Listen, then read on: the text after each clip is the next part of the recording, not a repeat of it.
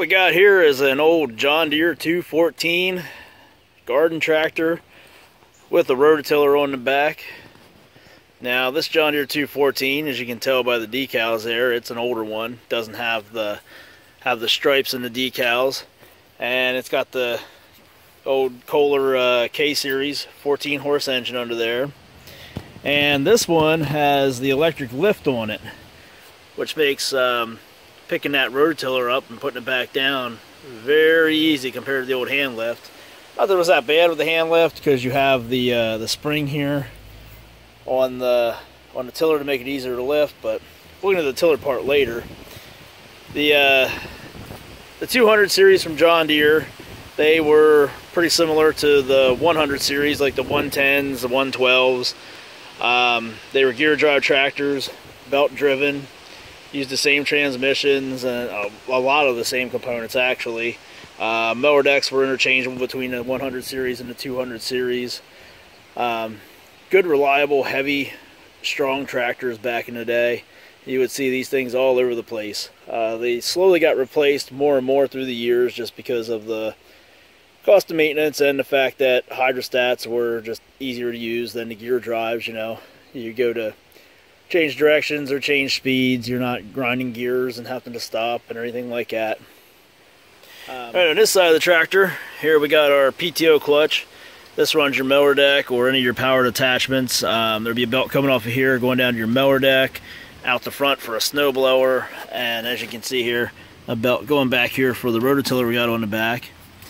And behind that, this is your drive belt for your transmission.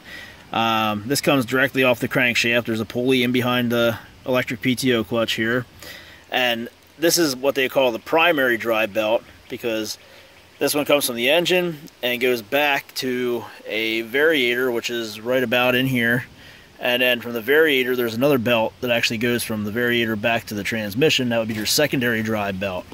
Now what the variator does is it's kind of it's like a double pulley in there, but the center slides in and out. And what happens when that slides in and out, that changes your ratio between this pulley and that pulley, and the ratio between the pulley here at the variator to the transmission. So that's how you get your variable speed with that pulley moving in and out. You're changing the size of the pulley, changing the tension on the belt, and that's what this here does. This controls the variator.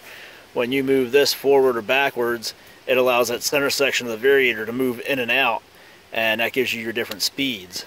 So with that variator, and then back here it's a gear drive transmission, you have 4 gears forward and 1 reverse, but you have all these different speeds here that you can go, and there's different gears. So you could actually cruise one of these things along pretty good in 4th gear with that variator the whole way front.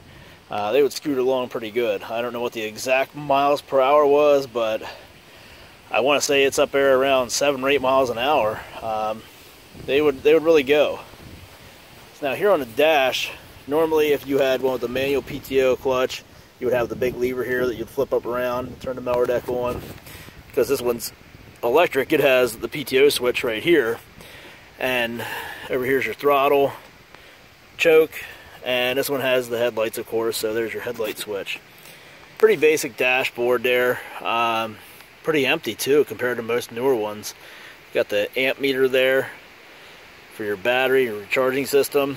Now it has 2 pedals on it, if you notice that. There's one over here on this side. This is a brake pedal, and over here on this side, this is your clutch pedal. But when you go to lock the parking brake on, the parking brake on this one is actually connected to the clutch pedal. So you'll push that pedal down, flip this lever around, and it locks the parking brake on. Crazy how they did that, huh? Oh, I forgot. The ignition switch is down here. Got a serial number plate right there on the dash. No troubles finding that serial number, huh? That sticks out pretty well. So on the back here, now we'll get to the fun part. This is actually a 30-inch rototiller, but it has the extension piece over here on this side and a couple extra tines there So, nice thing about that is it covers the whole width of the tractor. You know, it's covering your tire tracks from one side to the other. Normally you would have from right here over, so it would cover that tire. So, pretty cool. Get you a little bit more work done at a faster rate because you're doing more space at one time there. Now this one is actually hydraulically driven. So we have a pump that's mounted up underneath the frame of the tractor, in about where the mower deck would go, and these hoses come from that pump back here to the tiller, and this whole top of this tiller here, from right here over to here and up to the front, that's all reservoir for hydraulic oil. And just put that in right here. Got a dipstick on it and everything. So it's pretty cool because with the hydraulic tiller, you kind of get the best of both worlds. It's belt driven, but it's not gonna let the belt slip. You know, if you get into some tough dirt or anything like that, yeah, you don't have a likelihood of tearing up a belt. And it's not a mechanical one where if you hit something and jam it up really good, you're gonna shear some gears and things like that. So this is probably, to me, the best way to go. I like this hydraulic tiller better than the mechanical ones and the belt-driven ones myself, but that's just my preference. Again, everything is contained in this unit here. You've got your filter here, the reservoir there, and there's your hydraulic motor. It's a really simple unit to operate and keep up on. And like we said, we got the spring here for the lift to make it easier to lift. And then down here, you see the shaft going across there. Got the tines, and then like I said, over here's the extension part. This just bolts right on to the fastens right on to the end of the shaft here. And then you put this extension on over this, and you gain about another 6 inches or so there. So yeah, this thing has come in pretty handy. We use it quite a bit. So if you've never saw one of these, here's a good look at one.